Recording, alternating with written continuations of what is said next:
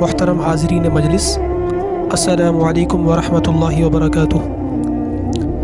آج ہم اس سرزمین کی بات کر رہے ہیں جسے قرآن نے مبارک قرار دیا اور جسے نبی کریم صلی اللہ علیہ وآلہ وسلم نے اپنے سفر معراج میں رونق بخشی۔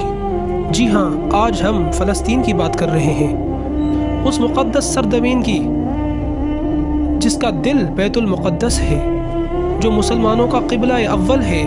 اللہ تعالیٰ قرآن مجید میں ارشاد فرماتا ہے، سبحان الذی اسری بعبدہ لیلا من المسجد الحرام الی المسجد الاقصی الذی بارکنا حولہ۔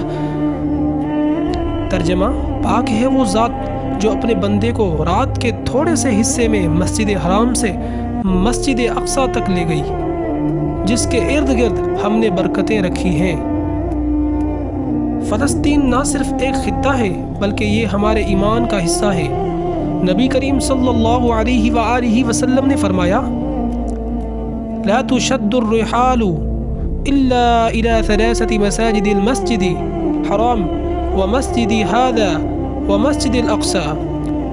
ترجمہ: سفر صرف 3 مساجد کے لیے کیا جا سکتا ہے، مسجد حرام میری مسجد، مسجد نبوی اور مسجد اقصی۔ محترم سامعین، آج فلسطین لہو لہاں ہے، معصوم بچوں کے خون سے گلیاں رنگین ہو چکی ہیں، مظلوم ماؤں کی آہیں اور بیٹیوں کی سسکیاں عرش الہی کو بلا رہی ہیں۔ ہم پر لازم ہے کہ ہم فلسطین کی آزادی کے لیے دعائیں کریں، ان کے حق میں صدائیں بلند کریں اور جس حد تک ممکن ہو مدد فراہم کریں۔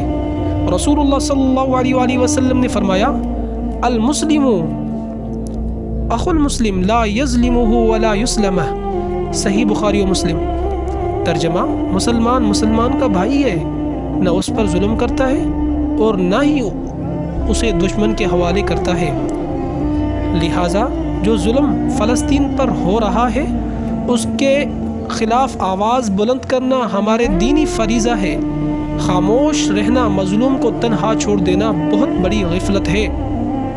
آج تو تصویر آپ کے سامنے ہے، فلسطین کا جھنڈا ہے، سیاہ رنگ ان اندھیروں راتوں کی یادیں ہیں جب ظلم نے چھانے کی کوشش کی،